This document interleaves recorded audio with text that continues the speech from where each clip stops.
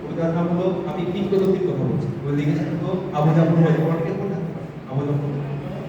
তিনি বলেছেন আমি কিংবদন্তির কথা বলছি, আমি আমার পূর্বপুরুষের কথা বলছি, তার পিঠে রক্ত জমার মতো ক্ষত ছিল। খুব মিনিংফুল কথা।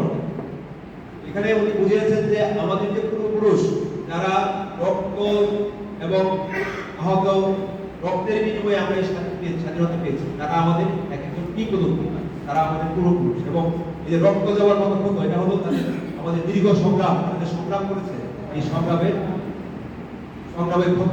এই সংগ্রামের ক্ষত বলে আমরা আজকে স্বাধীন। আমরা তাদেরকে সম্মান করবো এবং আমরা তখন যে স্পিরিট নিয়ে যে স্বাধীন হয়েছিল, সেই স্পিরিট থেকে ধারণ করে আমরা অবশ্যই আমাদের জীবন চলতে হবে।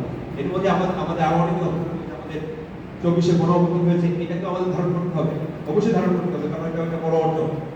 তো এই বিষয়গুলো আমরা মাথায় রাখবো। আমরা যতদিন আমরা যদি কোনোদিন মনে করি যে আমরা যে স্বাধীন হয়েছিলাম এটা নিয়ে যদি আমাদের কোনো প্রশ্ন বা সন্দেহ থাকে, তাহলে জাতি হিসেবে আমরা আসলে আপনারা সবাই খেয়াল রাখবেন। আমি আমাদের আলেম সমাজের গুরুত্ব বোঝানোর জন্য আপনারা সবাই জানেন, আমি জাস্ট রিপিট করছি। আমি সূরা বাকারার আয়াত নম্বর 44 একটু পড়ার চাই। আউযু বিল্লাহি মিনাশ শাইতানির রাজিম। বিসমিল্লাহির রহমানির রহিম। আতাকুরুনান নাসা বিল বিররি ওয়া তানসাউনা আনফুসাকুম ওয়া আনতুম তাতলুনাল কিতাব আফালা তাকিলুন। তোমরা কি মানুষের ভালো কাজে আদেশ দিচ্ছ আর নিজেরা ভুলে যাচ্ছ? অথচ তোমরা কিতাব তেলাওয়াত করো, তোমরা কি বুঝো না?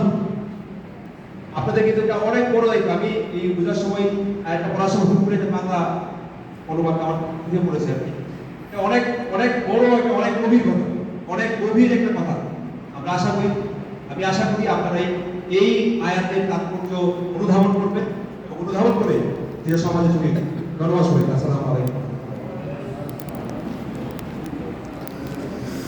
চমৎকার বক্তব্য দিলেন উপজেলা নির্বাহী অফিসার জনাব আশিক কবির স্যার।